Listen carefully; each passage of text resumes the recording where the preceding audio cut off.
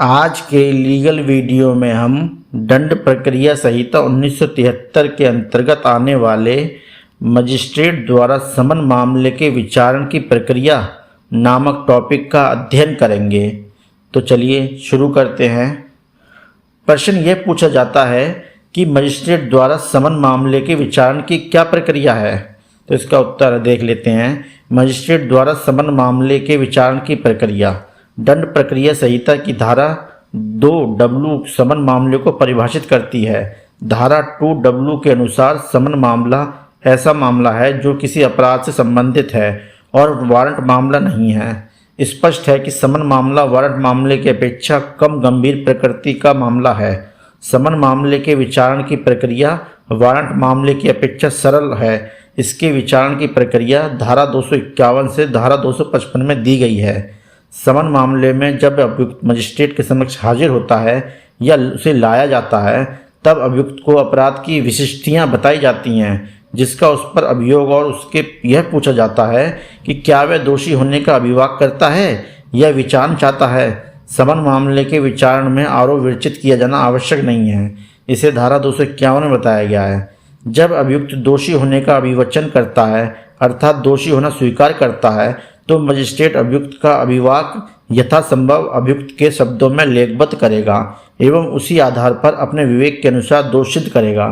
इसे धारा 252 में बताया गया है। जहां धारा 206 के अधीन अभियुक्त को समन जारी किया गया है तथा अभियुक्त मजिस्ट्रेट के समक्ष हाजिर हुए बिना ही आरोप का दोषी होने का विवेचन करना चाहता है, वह अपना दोषी होने की स्वीकृति करने वाला पत्र और समन में विनिर्दिष्ट जुर्माने की रकम डाक या संदेश वाहक द्वारा भेज सकता है।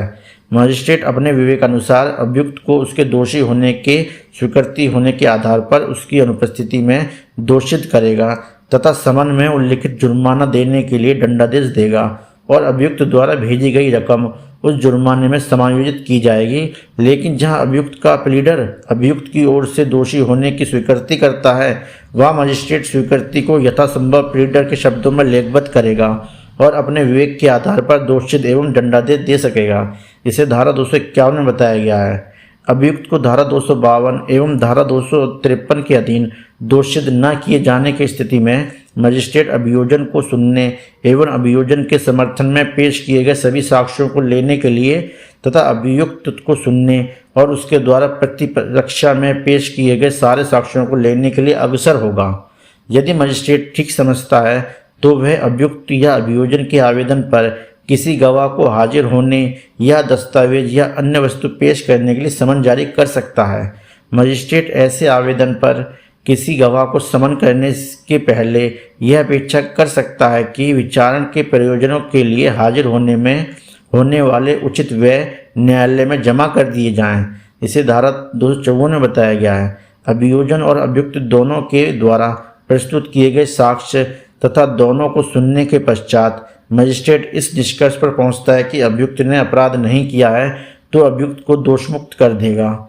इसके ठीक विपरीत मजिस्ट्रेट इस निष्कर्ष पर पहुंचता है कि अभियुक्त अपराध का दोषी है और धारा 325 या धारा 360 के बंदों के अनुसार कार्रवाई नहीं करता है तो विधि के अनुसार दंडादेश दे सकता है। मजिस्ट्रेट समन मामले के विचारण के अंतर्गत विचारने किसी ऐसे अपराध के लिए धारा 252 या धारा 255 के अंतर्गत अभियुक्त को दोषी कर सकता है जो स्वीकृति एवं साबित तथ्यों से अभियुक्त द्वारा किया गया प्रतीत होता है, चाहे ऐसे अपराध का उल्लेख समन या परिवाद में न हो। लेकिन मजिस्ट्रेट ऐसा तभी कर सकता है जब उसका समाधान हो जाता है कि अभियुक्त पर कोई प्रतिकूल प्रभाव नहीं पड़ेगा। इसे धारा 255 में बताया गया है। साथियों, अगर वीडियो पसंद आया तो लाइक और सब्सक्राइब कीजिए।